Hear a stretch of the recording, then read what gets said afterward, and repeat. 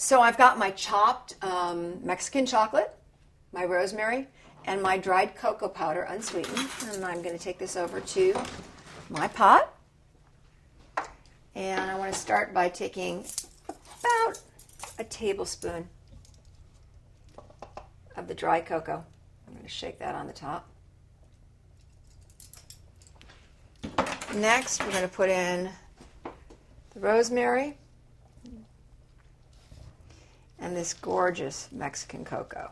Spicy and sensuous. Give this a nice stir. And you can already see that the color kind of changes. Now you remember I put in some thyme, and you'll notice there's almost no leaves left on the little thyme twig because all the leaves have become part of the sauce, which is what we want.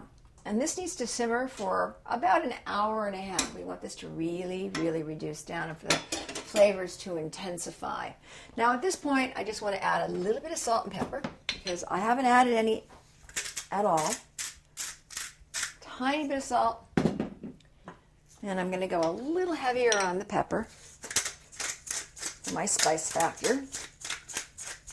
That's perfect. It smells good. Let's give that another stir. It's on simmer. Now, as they say, just walk away.